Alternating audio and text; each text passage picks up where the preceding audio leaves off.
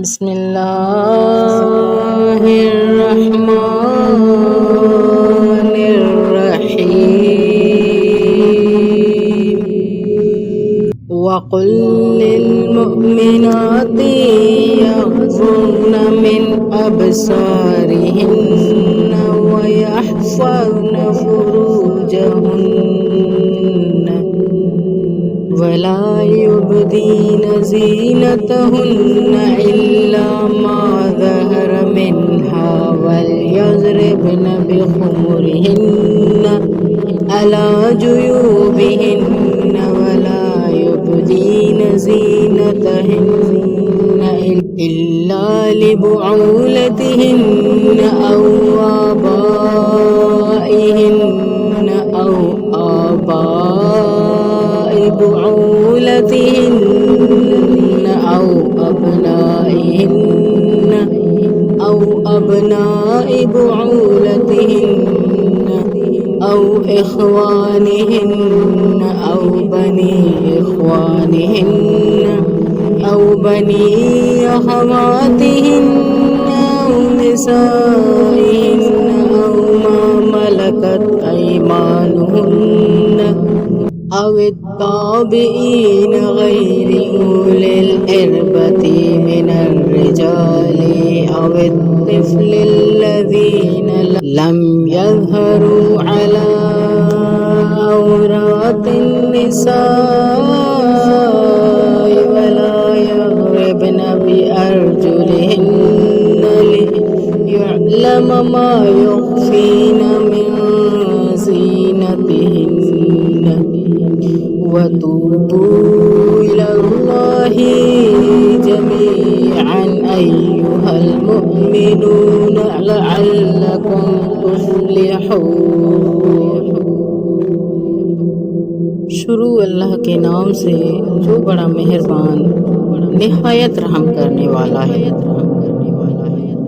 اور مومنات سے کہہ دیجئے کہ وہ بھی اپنی نگاہوں کو نیچا رکھیں اور اپنی عفت کی حفاظت کریں اور اپنی زینت کا اظہار نہ کریں علاوہ اس کے جو از خود ظاہر ہے، اور اپنے دوپٹے کو اپنے گریبان پر رکھیں اور اپنی زینت کو اپنے باپ دادا، شوہر کے باپ دادا، اپنی اولاد اور اپنے شوہر کی اولاد، اپنے بھائی اور بھائیوں کی اولاد اور بہنوں کی اولاد، اور اپنی عورتوں اور اپنے غلام اور کنیزوں اور ایسے تابع افراد جن میں عورت کی طرف سے کوئی خواہش نہیں رہ گئی ہے، اور وہ بچے جو عورتوں کے پردے کی بات سے کوئی سروکار نہیں رکھتے ہیں، ان سب کے علاوہ کسی پر ظاہر نہ کریں، اور خبردار اپنے پاؤں اچھل کر نہ چلیں کہ جس زینت کو چھپائے ہوئے ہیں اس کا اظہار ہو جائے۔ اور صاحبان ایمان، تم سب اللہ کی بارگاہ میں توبہ کرتے رہو کہ شاید اسی طرح تمہیں فلاح اور نجات حاصل ہو جائے۔ تفسیر۔ وَقُلْ لِلْمُؤْمِنَاتِ، مردوں کی طرح عورتوں پر بھی نامحرم مرد پر شہوانی نگاہ کرنا حرام ہے۔ شرم گاہوں کی حفاظت سے مراد اپنی شرم بھری نگاہیں نامحرم سے بچانا۔ چنانچہ حضرت ام سلمہ و حضرت میمونہ کا واقعہ مشہور ہے کہ جب ابن مکتوم رسول اللہ صلی اللہ علیہ وآلہ وسلم کی خدمت میں داخل ہوئے تو اپنے دونوں سے فرمایا پردہ کرو۔ بیویوں نے عرض کیا یا رسول اللہ وہ اندھے نہیں ہیں، وہ نہ ہمیں دیکھ سکیں گے نہ پہچانیں گے۔ تو آپ نے فرمایا کیا تم دونوں بھی اندھی ہو؟ کیا تم دونوں انہیں نہیں دیکھ سکتی؟ لہٰذا ٹھیک ہے، وَلَا يُبْدِينَ زِينَتَهُنَّ، اپنی زیبائش کو ظاہر نہ کریں، یعنی زیبائش والے مقامات کو ظاہر نہ کریں، خواہ ان پر فعلاً زیورات موجود ہوں یا نہ ہوں۔ لہٰذا زینتہن سے مراد زینت کی جگہیں ہیں، مواضع زینت ہن ہے، اور خود زیورات کو دیکھنا بھی حرام نہیں ہے اگر وہ پہنے ہوئے نہ ہوں۔ مسئلہ زیورات کا نہیں ہے، زیورات پہننے والی جگہوں کا ہے کہ ان کو ہم نے پردہ کر کے چھپانا ہے۔ الا ما ظہر منہا، مگر وہ جو خود سے ظاہر ہو، وہ زیبائش جو از خود ظاہر ہو، جس میں اظہار نہ ہو، ظاہر کرنا نہ ہو، خود ظاہر ہو۔ ٹھیک ہے، اس کے بعد عورتوں کی زیبائش میں سے بعض وہ ہیں جو ظاہر نہ کرنے کی صورت میں ظاہر نہیں ہوتی، اگر ہم انہیں ظاہر نہ کریں تو نہیں ہوں گے، جیسے کہ ہم سینہ سر کے بال ہیں، سینے پر ہم دوپٹہ رکھ لیں ظاہر نہیں ہوگا، سر پر دوپٹہ رکھ لیں ظاہر نہیں ہوگا۔ داخلی لباس ہے، بعض زیبائش ایسی ہیں جو اظہار کے بغیر ظاہر ہو جاتی ہیں، جیسے ہاتھ اور پاؤں۔ اب ہاتھ اور پاؤں کو ہم چھپائیں بھی تو نہیں چھپا سکتے، کیونکہ ہم ہر کام نامحرم کے سامنے کر سکتے ہیں، ان کو ہم نہیں چھپا سکتے۔ پاؤں سے ہمارا چلنا پھرنا یہ وہ ہوتا ہے۔ مروی ہے کہ حضرت امام صادق علیہ السلام سے پوچھا گیا، عورت اگر محرم نہیں ہے تو کہاں تک اسے دیکھ سکتے ہیں؟ آپ علیہ السلام نے فرمایا، الوجہ والکفانی والقدمانی، یعنی چہرہ، دونوں ہاتھ اور دونوں پاؤں۔ اب کفان میں صرف ہاتھ ہی مراد نہیں ہے، بازو بھی ان میں ہم لے سکتے ہیں، بازو بھی ہم نہیں نکال سکتے۔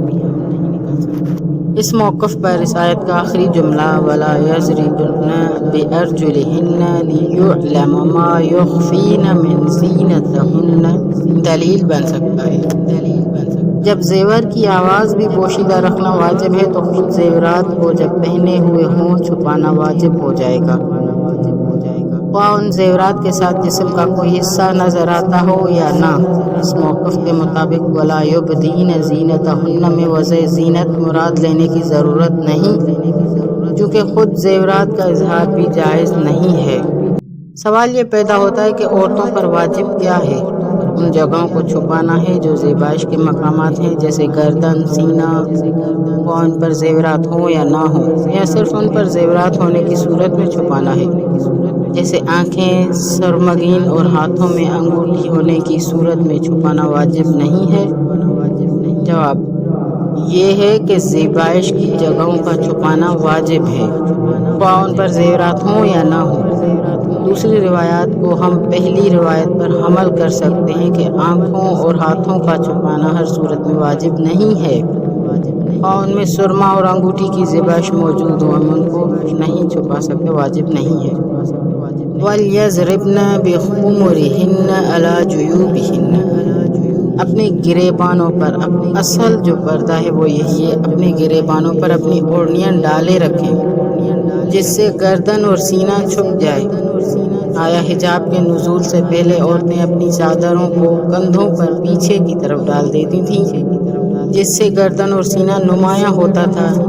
اس آیت میں حکم آیا، جس چادر خمر سے عورتیں اپنے سروں کو چھپاتی ہیں ان سے سینوں کو بھی چھپائیں۔ چہرے کا مسئلہ روایت اور علماء کے فتویٰ سے معلوم ہے۔